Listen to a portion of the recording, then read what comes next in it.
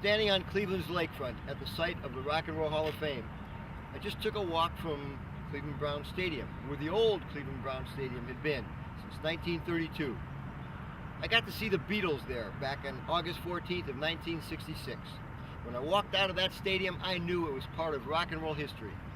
I took my ticket, put it in my pocket, and I told my friends and my sister who was with me that I was going to keep it because we just witnessed something that was very important. Today, my ticket is in the Rock and Roll Hall of Fame with the memorabilia from the Beatles, John, Paul, George, and Ringo. History is important to us. History is a reflection of who we are and where we've been and what we've done. History and music have gone together since the Star-Spangled Banner back in 1812 and Julia Ward Howe's The Battle Hymn of the Republic from the Civil War. In the 1960s, history was reflected in songs such as On the Eve of Destruction by Barry McGuire and the Rascals' People Got to Be Free, and Sam Cooke with A Change Is Gonna Come. History defines who we are, and our music was a reflection of that. When I go to Washington, D.C., I stand in front of the National Archives and I enjoy watching people walk by. Inside the National Archives is the Constitution. It contains the First Amendment, which gives us the right to the freedom of speech. Yet nobody really knows what it says. Nobody pays attention to that. But we all know the words to My Girl. I look at the people on the sidewalk and I know that any one of them can sing Smokey's words and what the Temptations sang. Rock and roll will never let us forget that we are the children of the generation that freed Europe from the grip of Adolf Hitler and dropped 2 atomic bombs on Japan. D-Day was the most significant day in World War II, and the Supreme Allied Commander was General Eisenhower. After the war, he brought the boys and the girls home, and they started families, and in the 50s they elected Eisenhower as their commander-in-chief and as president. In their minds, they were still in uniform. That chain of command still existed. Everything was rigid, organized, and structured. Nothing had changed. Nobody in the 50s dared step out of line. But Alan Freed was different. Alan Freed was discharged from the Army in 1942, and he came back home to Ohio. He got a job as a sportscaster in Newcastle, Pennsylvania.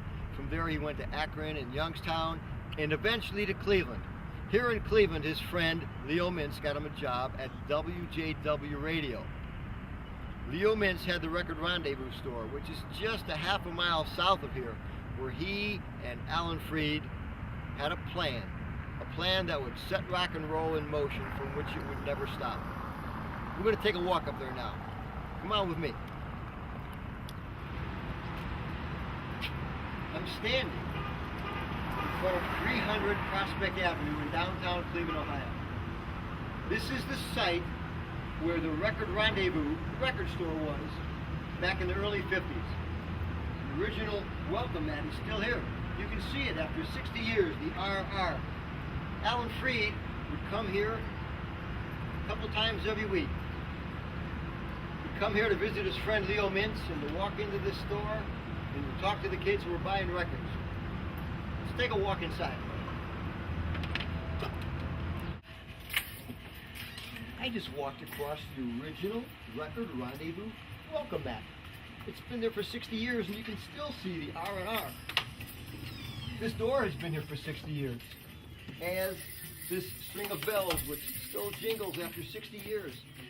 Alan Freed walked through that very same door, across that welcome mat, to come into this store a couple of times every week to talk with his friend Leo Mintz. Leo was the man who got him the job at WJW Radio, which is about a quarter of a mile down the street. Alan would come in here and he would talk to the kids who were buying Leo's records. He wanted to know what they were buying and what they were listening to, what they enjoyed, because that's the music he wanted to play on his radio station. And he did with great success. Alan also came in here to talk to Leo about a plan, about something that he imagined doing, having a rock and roll concert, which had never been done before. They did talk about it, they thought about it, and they planned it, and they held it at the old Cleveland Arena, which was about a mile and a half east of here. It's no longer there. They called the concert the Moondog Coronation Ball, and it was held on March 21st, 1952. They had no idea how the concert was going to sell, so they printed up and sold 20,000 tickets to an arena that only held 12,000 seats. All the kids showed up. A riot took place. They knocked down the doors. The fire marshal was called. The police were called. They arrested Alan Freed. They took him away. They charged him criminally with inciting a riot. But it all benefited Alan. His ratings went through the roof. He was given a better time slot and more nights on the radio. Everything was great. WINS Radio in New York City wanted him. 2 years later, they brought him to New York City, where he was on top of the radio world and on top of rock and roll. He was Mr. Rock and Roll. But Alan Freed didn't invent rock and roll. Alan Freed didn't discover rock and roll. But he launched rock and roll from this very store. And that is the primary reason why the Rock and Roll Hall of Fame is here in Cleveland, Ohio. Now let's take a walk down to Cleveland's lakefront, and we'll go back to the Rock and Roll Hall of Fame.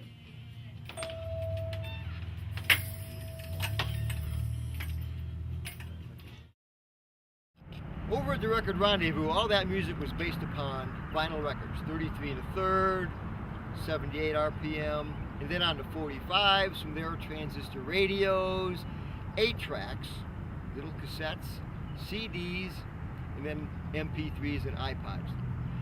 But it's all based upon the same music, regardless of the format.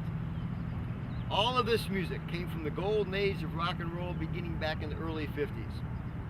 But I want you to understand that none of this music was created brand new. None of this music dropped out of the sky. No song is an orphan. Every song is related to another song that was created previously.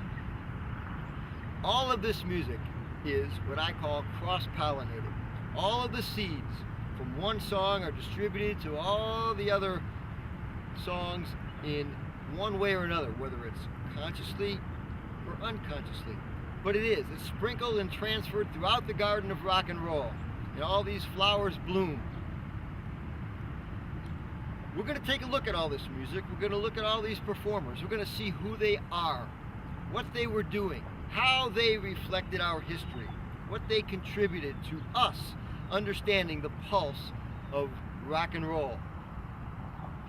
I want you to take a look at the button that's to your far right in the lower corner. It says take a sneak peek. If you click on that button, you're going to get a glimpse of the beginning of our visit with over 200 performers, of the greatest performers of the rock and roll era. So I'd like you to take that trip with me now and join me as we take a journey through the rock and roll universe.